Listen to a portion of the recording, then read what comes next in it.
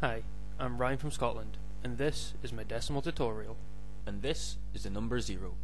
Now, as you may know, in the normal counting system, we have 10 numbers we can count with. There is 0, which we see here, followed by 1, 2, 3, 4, 5, 6, 7, 8, and 9.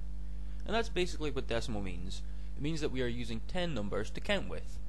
But yet, we can count higher than the number 9. What about 12, 23, 106? Well, indeed we can. This is because not only do we have numbers, but we also have positions for those numbers. The first position is the units, then the tens, then the hundreds, and so on. So if we want to count to a number higher than 9, all we have to do is add 1 to the amount in the next position along, which in this case is the tens. And then we start from 0 again in the units, all the way back up to 9. By repeating this process, we can go all the way up to 99, and then, if we add 1 to the next position along, the hundreds, we can start from 0 again in both the other positions and count all the way up. By repeating this process, we can continue to count higher and higher until we get bored. If you get bored or stuck during this tutorial, then why not see how high you can count to? Now, let's look closer at those positions. This can be a little tricky at first, so don't worry if you don't get it. The first position is always the units. Then, to get the value of the next position, you multiply the current value by the amount of numbers you have available to count with, which in decimal is 10. This means the value of the next position along is 1 times 10, which gives us 10. To get the value of the next one, we repeat this. So we multiply the current value, which is 10, by the amount of numbers we have for counting, which is 10, giving us 100.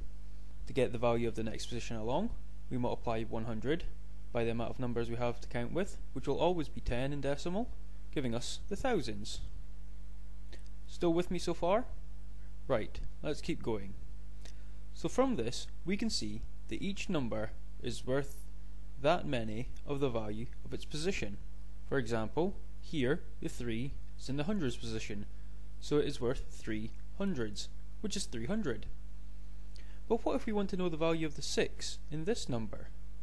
Well, instead of multiplying by 10 for each position, we can use a handy little trick which allows us to work out the value of any number at any position.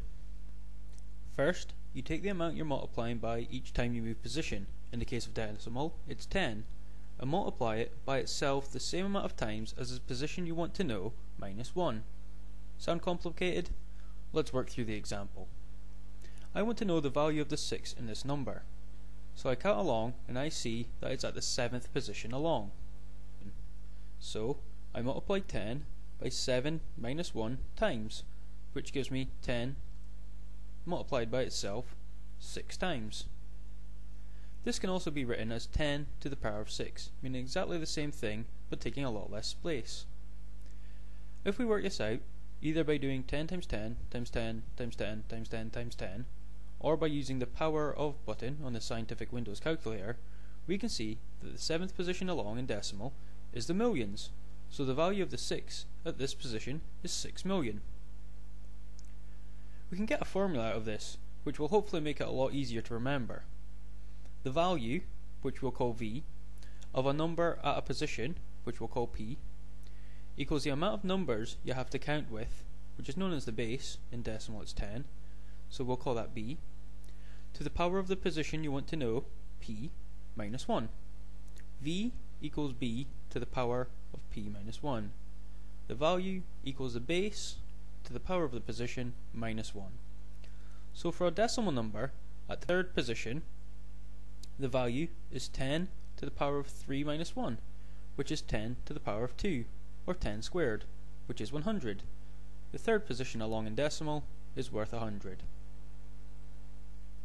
There's just one last thing I want you to try and remember, that anything to the power of 1 equals itself, and anything to the power of 0 equals 1. And that's it. That's everything for today. So take a couple of minutes, let it all sink in, watch it again in the future sometime, and have a look around for more guides, because maybe my way of explaining it isn't the way you'll understand it, and something else might work better for you. Anything you don't understand, or any comments, please feel free to add, and I'll try and get back to you. Thank you very much for watching this tutorial. Next up, I'll have a tutorial on something else. Haven't quite decided yet. Probably binary. Yeah, I think so. So, hope to see you there. Bye.